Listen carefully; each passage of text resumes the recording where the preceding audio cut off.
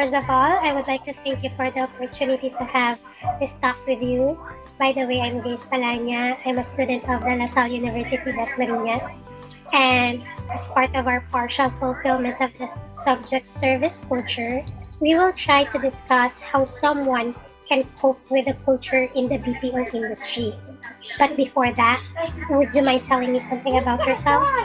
I'm Brian Arado. I'm a team leader at Civicon Pacific. It's a BPO company located in Madrigal Business Park in Alabang.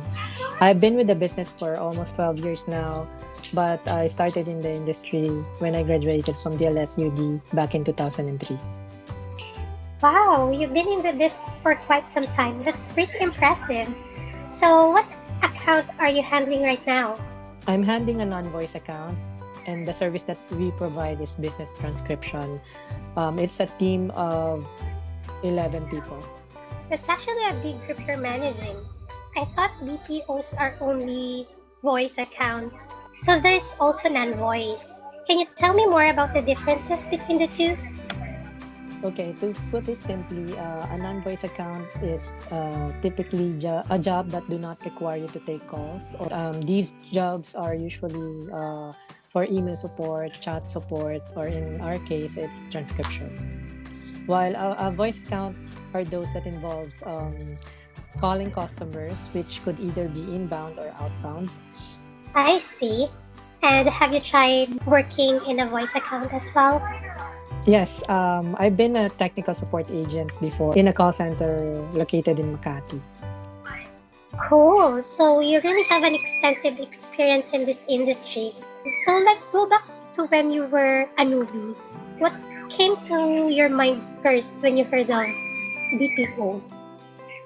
I think back then, just like for anyone else, what BPO meant for me is a call center, right? But now I know that a call center is just a subset of a BPO or a business process outsourcing. A BPO is a company that performs standard business functions outsourced by another company. So the service they provide could either be for payroll, accounting, telemarketing, data entry, social media marketing, customer technical support, and a lot more. Okay, now let's talk about the time when you applied for your first BPO job. What were your experiences then? Oh, it was nerve-wracking. I was really nervous during my first interview. The place was very intimidating for a fresh graduate like me that has no Mhm. experience. I kept thinking if my communication skills were good enough, particularly with how I speak in English. I sure bet it is. So, what tips can you give to our aspirants who would like to land a job in the BPO industry?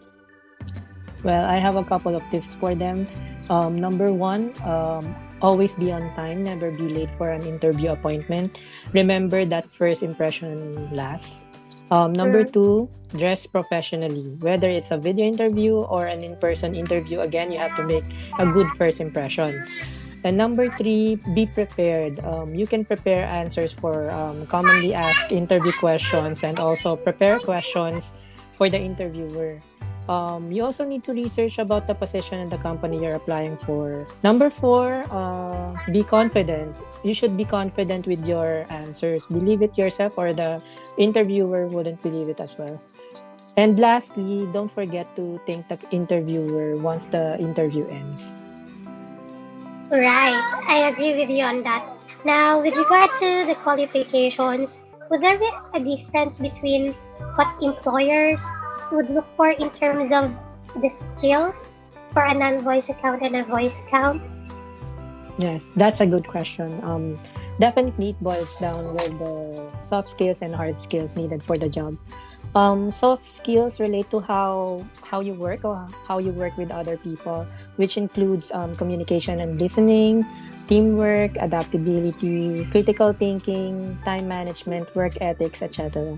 While hard skills, those are the abilities acquired through training and education, such as computer skills, writing skills, management skills, marketing skills, technical skills, etc. During the hiring process, expect that there would be activities that would require you to talk and talk in English. either through a mock call, a one-on-one or panel interview, or a program that measures English proficiency.